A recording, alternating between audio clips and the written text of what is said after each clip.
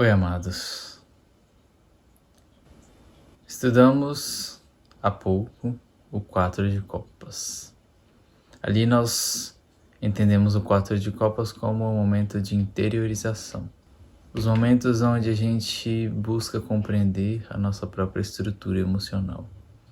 O que a gente sente quando está sozinho? O que a gente sente falta? O que a gente sente que está transbordando na nossa vida? O que a gente sente que está em construção? Tudo isso representa o 4 de copas. Nem sempre a gente vai encontrar apenas alegria dentro de nós. Isso tudo faz parte da nossa jornada humana. Então nós vamos adiante e seguimos para o 5 de copas. O 5 de copas será chamado de impermanência. Aqui nós vemos o nosso guerreiro segurando uma taça, entristecido. Ela está vazia. 2 taças estão ao seu lado derramadas. 2 taças estão cheias.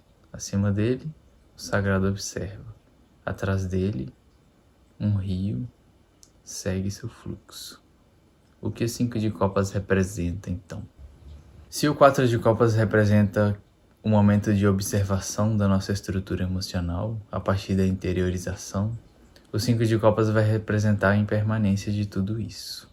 Então, por mais que a gente tenha o nosso ninho emocional, por exemplo, situações das quais a gente gosta de estar contidos nelas, que nos nutrem emocionalmente, seja um relacionamento, um ambiente familiar, o trabalho, a própria presença, nem sempre tudo isso permanece por muito tempo. Às vezes o sagrado quer nos levar adiante no nosso desenvolvimento espiritual. E quando essa estrutura emocional se rompe, a gente sente. A gente passa pelos sentimentos de luto, pelos sentimentos de perda, de tristeza. A impermanência da vida, então, nos é mostrada. Aqui o rio flui, porém nós temos a tendência a nos apegarmos muitas vezes nas margens do rio. A gente quer ficar por ali porque ali está confortável. Ali a gente consegue sentir coisas boas. Ou então, mesmo sentindo coisas desafiadoras, pelo menos é conhecido. Mas uma hora, o fluxo do rio se torna mais forte e ele nos leva. Então aquilo que era segurança se torna impermanência, se mostra instabilidade. Esse é o 5 de copas. Aqui o guerreiro tem 2 taças derramadas e 2 de pé, enquanto carrega uma vazia em sua mão. Ele está lamentando por aquilo que um dia o nutriu emocionalmente. Ele está lamentando por aquilo que parece ter se perdido no seu caminho. E ele ainda está vivendo toda essa resignação. Ele não aceitou, ele não observou, ele não se gratificou ainda pelas 2 taças que ainda estão cheias. Para a gente entender melhor, a gente estuda os arcanos ocultos. Aqui está o arcano maior número 5, aqui está o Hierofante. O Hierofante ele representa a tradição da palavra, a tradição do espírito. De forma traduzida, a gente pode entender o Hierofante como os momentos onde a gente passa por determinadas situações e lá no fundo a gente sente, a gente sabe, a gente aceita, a gente transforma aquilo em sabedoria por simplesmente compreender que parecia que não tinha como ter sido diferente do que foi. Mesmo diante da resignação, da não aceitação, existe uma sabedoria interna que pulsa dentro de todos nós, que nos faz sentir que foi como tinha que ser. Esse é o Hierofante. A sabedoria da palavra, a sabedoria da tradição. A sabedoria daquilo que não é só você que passa pelo que você passou emocionalmente. Não é só eu que passo pelo que eu passo emocionalmente. Isso tudo nos conecta como seres humanos. Isso tudo nos lembra, mais uma vez, que nós todos somos um.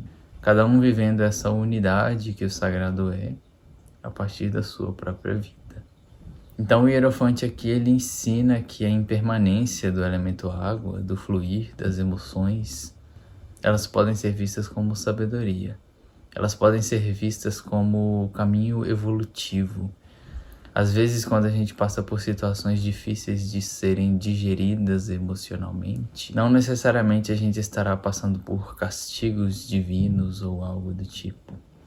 Ali pode estar contida uma grande sabedoria que, depois que a gente passa justamente por determinadas situações de impermanência emocional, a gente já não é mais o mesmo. E essas situações é o que nos tornam sábios de verdade. Aonde, por mais que a gente possa aconselhar futuramente outra pessoa, a gente não substitui a experiência da outra pessoa. Então os arcanos do tarô, eles nos ensinam que todo mundo vai passar por isso, em algum momento ou outro. Todos os arcanos de A a 10 serão vividos por todo ser humano, cada um ao seu modo, cada um responderá de uma forma diferente, mas as situações são arquetípicas, todo mundo passa. Oculto aqui também nós encontramos a temperança. Aqui o anjo da temperança aparece junto dos 5 de copas. Então, diante da tristeza pela impermanência, existe também a harmonia.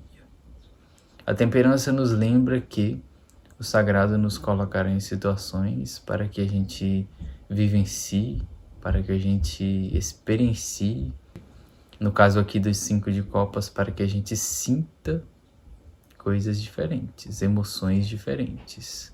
Então, às vezes, é muito fácil e agradável a gente tentar manter uma estrutura do qual nos dá prazer emocional.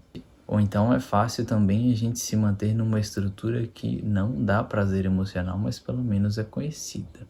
Então a temperança aparece para ensinar o guerreiro a pegar das taças que ainda possuem água e colocar nas taças que foram derramadas, que nem tudo está perdido.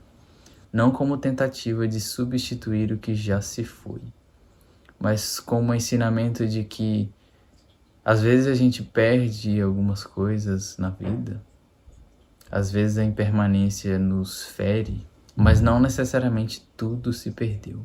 Algumas outras áreas da nossa vida ainda podem ser representantes dessas taças cheias. Então a gente aprende a olhar com gratidão por o que a gente ainda tem, mesmo que a gente tenha perdido algo que a gente gostaria de não ter perdido. Então a temperança, ela vai misturar os cálices. Ela vai pegar a alegria de uma área da vida e tentar vivenciá-la como forma de harmonizar outra área da vida do qual pode estar insatisfatória. Você tempera. Você pega o que está bom, relativiza isso com aquilo que está ruim, aceita o luto de algumas situações, aceita que em algum momento o fluir da vida pode preencher novamente essa taça, aceita que em algum momento essas taças que estão cheias podem se derramar. Tudo isso nos lembrando da impermanência que o sagrado é. Não no sentido de que ele se ausentará da nossa vida, mas no sentido de que ele não pode ser simplesmente colocado numa taça e segurado. E o restante? E todas as outras possíveis experiências emocionais de vida. Como que a gente iria viver tudo isso, experienciar o espírito, se a gente ficasse preso apenas a uma taça cheia, ou vazia, ou quebrada? Então o 5 de copas, quando sai numa leitura, ele está nos convidando a aceitar a impermanência. Mas não uma aceitação simples no sentido intelectual. Às vezes a aceitação, ela tem a ver com uma vivência do qual às vezes você chora por uma semana, se for preciso, mas lembrando que no fim das contas a vida continua para todo mundo. Quando alguém se vai, por exemplo, a vida de quem fica continua. Quando você sai de um relacionamento, a vida dos dois lados continuam. Quando você sai de um trabalho, a vida daquela empresa também continua sem você. Tudo é impermanente. Isso tudo é a atuação do mistério aqui no elemento água. Dessa vez, junto dos 5 de copas. E tudo isso vai nos mostrando o nosso tamanho, o que a gente realmente pode fazer diante da imensidão que a vida é. Isso vai nos mostrando que existem leis espirituais das quais a gente apenas participa. Então, você perde alguém, por exemplo, não quer dizer que você vai chegar num ponto onde você vai estar tão transcendido que não vai nem sentir a perda. O sentimento de perda, ele é humano. Enquanto você sentir, mesmo que sejam coisas difíceis de sentir, isso é um excelente sinal. Um sinal de que você está conectado ao sagrado. Um sinal de que o sagrado é impermanência, é mistério.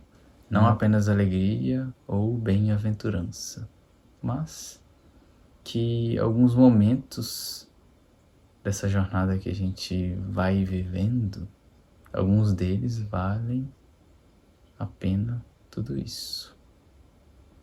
Vambora.